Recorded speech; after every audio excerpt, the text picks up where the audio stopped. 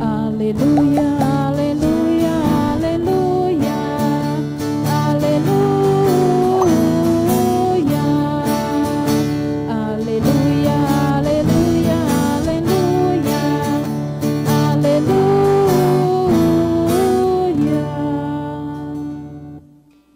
O Senhor esteja convosco. Ele está no meio de nós. Proclamação do Evangelho de Jesus Cristo segundo Mateus. Glória a vós, Senhor.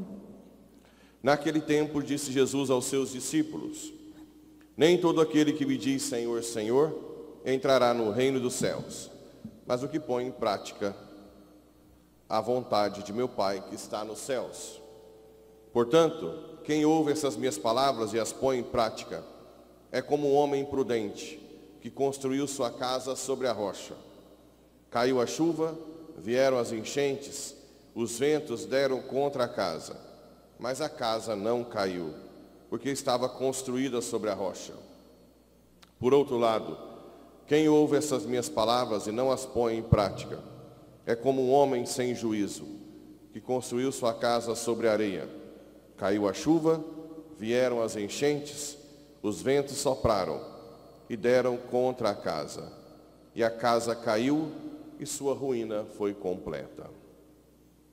Palavra da salvação. Glória a vós, Senhor. Caríssimos irmãos e irmãs, rádio ouvintes que nos acompanham pelas redes sociais. A leitura do profeta Isaías, ela é figurativa, muito bonita. Aqui diz o seguinte: uma cidade fortificada é a nossa segurança. O Senhor cercou-as de muro e antemuro. Abri suas portas, para que entre um povo justo, cumpridor da palavra, firme em seu propósito. Aquilo que eu tenho dito direto: perseverança. Não adianta oba-oba, rezar e missa e depois murchar, né? Essas pessoas que começam empolgadas e depois não faz nem o mínimo que deve fazer, que é a missa dominical, por exemplo, né? Bem, essas pessoas justas, humildes, que cumpriram, foram perseverantes, que nessa vida foram vítimas, inevitavelmente, de Satanás e seus comparsas humanos. Nós somos vítimas neste mundo de Satanás. Não tem jeito. De alguma forma a gente sofre. Se você não está sofrendo, ou não sofreu, ou não vai sofrer, é porque não está. Uma conversão de verdade. Nós sofremos, já falei, calúnias, perseguições, ironias, chacotas. Muitas vezes violência física, psicológica. Sofremos tudo. Passa para trás. A gente confia em alguém da família até passa a gente para trás. O que mais? Não recebemos a mão que nós deveríamos, ninguém estende a mão para nós. Traições, quem é correto, às vezes sofre até adultério, traição do cônjuge, você aguenta toda a humilhação, né? Aguenta gente que não consegue se controlar, com alcoolismo, gente que está usando droga e que acaba depois perseguindo, e assim por diante. É o tempo inteiro nós apanhando do capeta ou dos seus comparsas humanos, que deixam ser guiados por ele. Mas isso vai acabar. Aqui, a ideia que nós temos é, mesmo com tudo que tem acontecido conosco, e vai acontecer, de injustiças, de decepções, perseverem, porque vai chegar um momento em que essas pessoas humildes que perseveraram entrarão numa fortaleza em que o próprio Deus nunca mais deixará Satanás encostar o dedo na gente. Olha que bonito. Tem muro e antimuro, protegido de todo o mal, para os cumpridores da palavra, que são firmes do propósito. E tu lhe conservarás a paz, porque confia em ti. Aqui, agora, tem aquela virtude que eu falei que nós temos que cultivar no advento, que se chama esperança. Olha só, esperai no Senhor, por todos os tempos. O Senhor é a rocha eterna. Ele derrubou os que habitam no alto, as pessoas que passam, passam os outros para trás. Antes de ser médico, eu entrei de sócio, que é o que hoje me deixa bem quebradinho, numa questão de uma estrutura de loteamento. E eu descobri depois que muitos que fizeram loteamentos puseram correções nas parcelas abusivas. Então, às vezes, um coitadinho que ganhava lá um salário mais baixo e comprou o seu lotinho para ir construindo, as parcelas iam aumentando de uma forma que ele tinha que devolver. Aí eu pensei, mas como assim? Não, eles acham bom, porque quanto mais devolver, melhor. Sim, mas e a vida desse cara, né? Claro, tem que existir uma correção anual, isso é normal. Mas eles colocavam IPCA, GPM, mais 2, mais 1, mais 3, né? Agora você já imagina o coitadinho que começou a construir sua casa. Não, isso é um exemplo de milhares e milhares de exemplos de como neste mundo o humilde sofre. Sofre. Imagina a esposa, que o marido tem 2 famílias. Que humilhante. Uma cidade igual Paraúna, pequena, ou que vai lá para a vila, para putaria, né? Ou vai para outro lugar, como dizem, que saem, muda só o bairro, né? É ou não é humilhante? É humilhante, é triste, doloroso, é humilhante para a esposa, para os filhos. O que adianta? O que adianta ter dinheiro? O que adianta? E ser podre, pecador, que não controla a si mesmo. O que adianta? E o perigo depois? Porque o cônjuge, a maioria das vezes é mulher, mas pode ser um homem também, que é humilhado pela esposa, que vive a safadagem também por aí.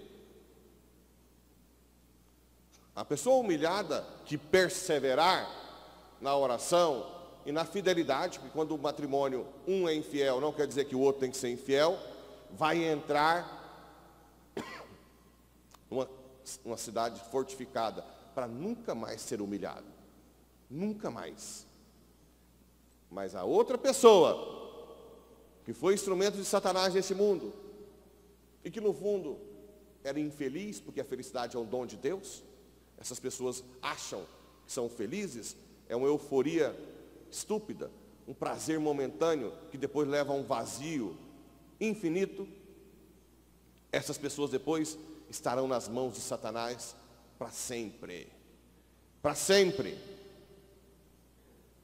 Então nós temos que analisar essas coisas enquanto podemos. Nós estamos neste mundo para sermos testados.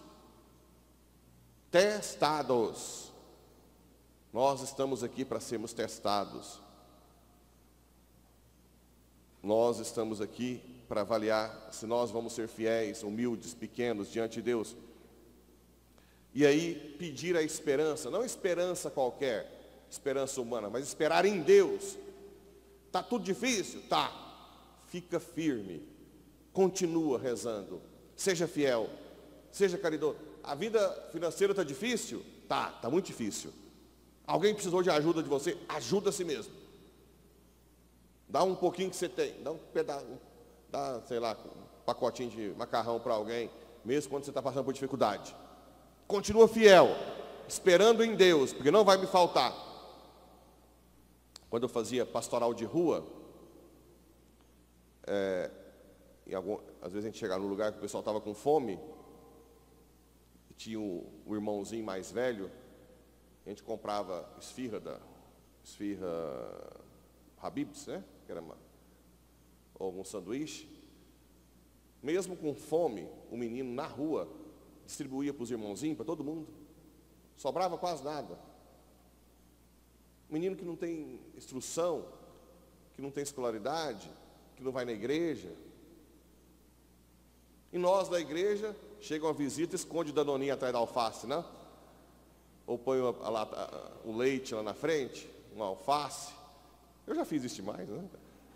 Pega lá a única coquinha que sobrou, acho que tanto de visita, já vai, corre na geladeira, pega lá alface, tomate, põe a coquinha lá no fundo, porque sabe que vai abrir lá.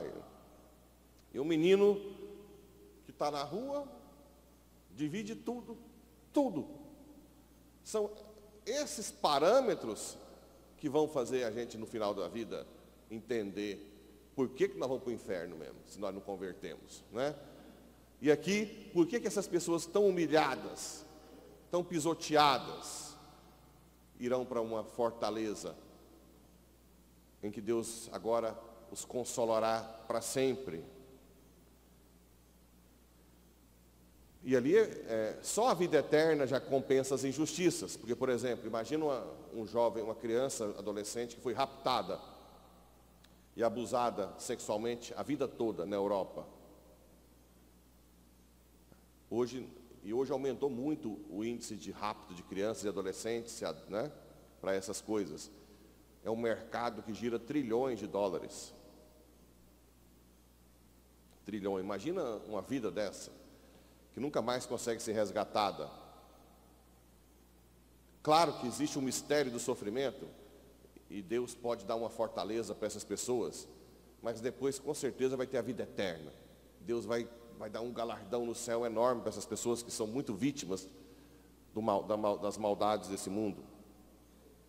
Ele derrubou os que habitam no alto, há de humilhar a cidade orgulhosa, os orgulhosos, os tiranos, os adúlteros, os que humilham, os que batem, os que passam para trás, tomam coisa dos outros, serão humilhados, deitando-os por terra, até fazê-los beijar o chão. Essas pessoas altivas, né? Nariz empinado, hão de pisá-lo os pés dos pobres, as passadas dos humildes. Os humildes serão todos elevados. Agora, a força dos humildes será o próprio Senhor do universo. Mas os humildes que foram fiéis, que perseveraram. E no Evangelho, nem todos que dizem Senhor, Senhor, entrarão no reino dos céus.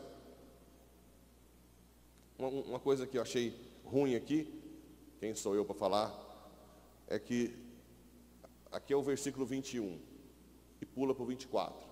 Os versículos 22 e 23 são aqueles versículos que falam: eu preguei seu nome, fiz milagres em teu nome. Lembra disso?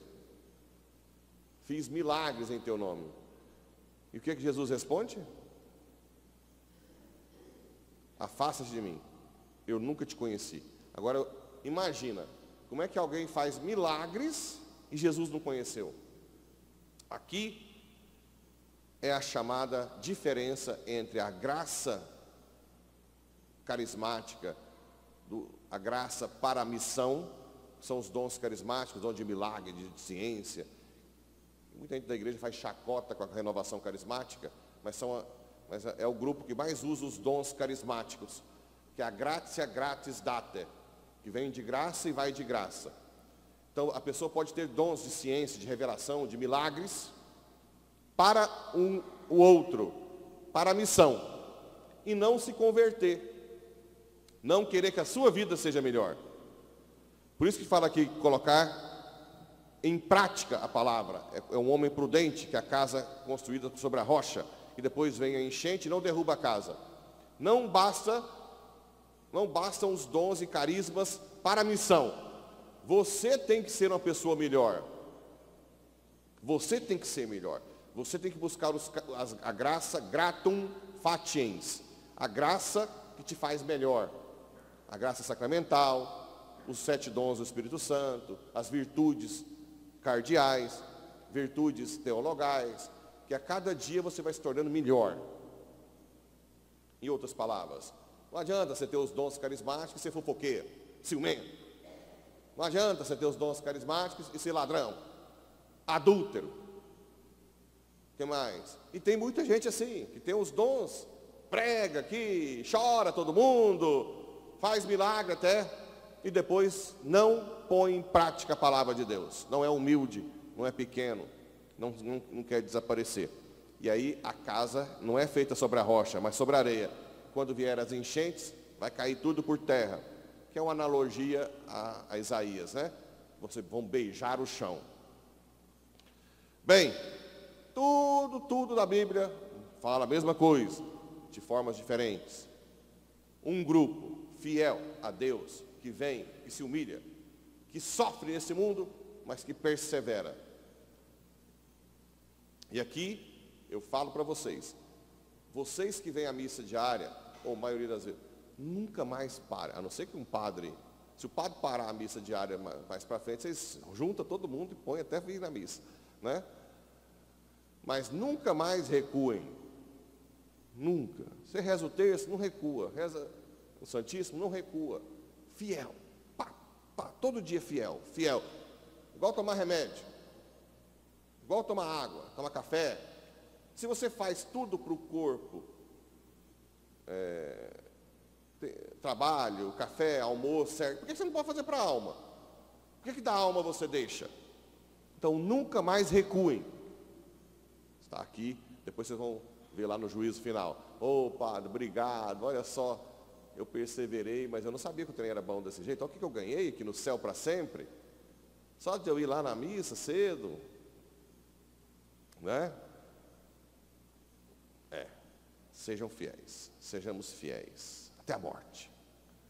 Mesmo que nos persigam, que chacoteiem, tudo, falem mal da gente, passa nós para trás, reza para quem passou você para trás. Deve ter alguém que foi passado para trás, que tem raivinha. Reza hoje por ele. Quem sabe Deus está te dando a oportunidade para salvar essa alma. Vamos ser fiéis, vamos até o último suspiro. Que Nossa Senhora nos ajude sempre a ser fiel até o último suspiro. Eu falo para Deus, Senhor, me ajuda, né, a não te negar.